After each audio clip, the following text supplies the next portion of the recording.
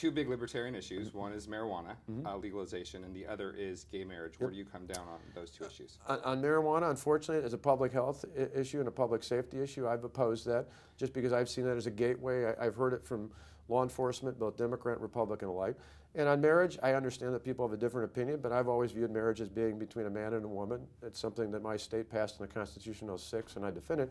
But I get that people have other viewpoints in that. Nationally, I don't think it should be a national issue. I think it's something that should be resolved in the states. Each state should decide. What about marijuana? Should marijuana also be decided at the states, or do you think it's more of a federal issue? Well, again, it's a difficult. I think the states. I've talked to Governor Hickenlooper, for example, in Colorado. He didn't do that. That was done through initiative. The challenge there is some of the very concerns I'd have about anywhere else in the country is, well, I get the intention, and hey, just let me do my own thing. What he's found is there's been huge cost incurred with it, far beyond whatever tax revenues they got in terms of the impact on social services and other things in that regard. And again, Dane County is the most liberal county in my state.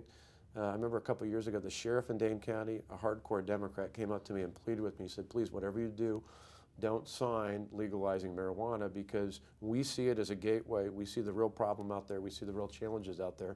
And he was afraid, as a law enforcement official, not as someone otherwise is very much a civil libertarian, but who just said from his personal experience of working with people that it, unfortunately, all too often opened up to much bigger issues. And then on gay marriage, you said it should be handled by the states. In Wisconsin, and excuse me for not knowing this, sure. Is gay marriage legal in Wisconsin?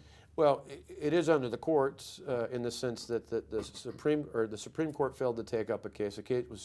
It's in the state's constitution, has been all the way back to '06. It was challenged in federal court and then the Federal Court of Appeals, and the U.S. Supreme Court failed to bring it up. So by default, we deferred to the actions, even though it's in our state's constitution. And I would imagine at some point, not in our case in Wisconsin, but there's several others pending, the court's going to have to make a decision one way or the other so that all the states have an idea what the law of the land is. And then, Ben Carson was on CNN, and he made headlines for, saying something to the effect of, people go into prison straight and they come out gay. What are your thoughts on that? What was your reaction to that?